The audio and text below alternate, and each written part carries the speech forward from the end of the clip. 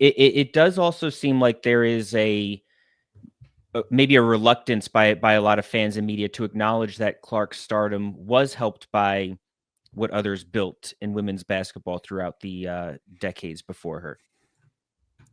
It's indisputable that if you don't have the platform that she has now, that Caitlin Clark can't perform the way in which she is before an audience that is as significant as it is. And again, you can go back to Molly and see a very similar thing. Without the ability to be seen regularly on national television in front of eyeballs that are millions of people, without the league itself existing, Caitlin Clark cannot be doing what it is that she's doing in a way that resonates in the broader culture. But the flip side of that too is I don't think in some quarters Caitlin is given enough credit for exceeding expectations at every turn. I mean, Jan Jensen and Lisa Bluter watched her as a seventh grader in AAU and understood this player was special.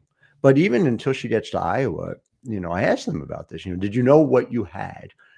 No, you don't know she's a paradigm changer. She has a chance to be all Big Ten when she gets there and you start to see her in practice. And, similarly, people talk about, was the WNBA ready for this? Well, the degree to which her audience translated from college to pro happened for the reasons we talked about earlier in the podcast, but also happened because we've never seen quite this phenomenon build the way she has. And so I was there. I was covering in Albany at the Elite Eight when she is facing Angel Reese and LSU.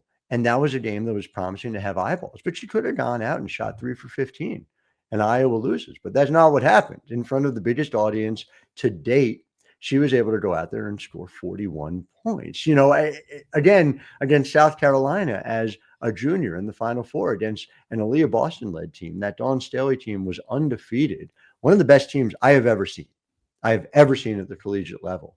And Caitlin scores 41, and Iowa, with the Lisa Bluter and Jan Jensen game plan, come in and beat that South Carolina team in front of the biggest audience that led to an even bigger audience against LSU in the national title game in 2023. I mean, again and again, Caitlin Clark goes out there and maximizes what it is that she's able to do.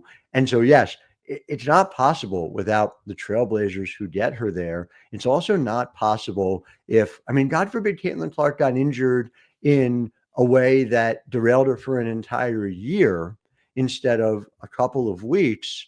That changes her ability to be seen, and that changes the trajectory of where she is bringing the WNBA to. Now, the demise of the WNBA would not follow. And by the way, media rights deals are not signed in order to capitalize on one player. Caitlin Clark is one player within this league. And if she's not playing, there's still a lot of people watching the WNBA and a ton of stars to be able to watch as well. So the calls to, I don't know, cancel the league if Caitlin Clark is not playing, missed the point as well. But these two things absolutely need to go together.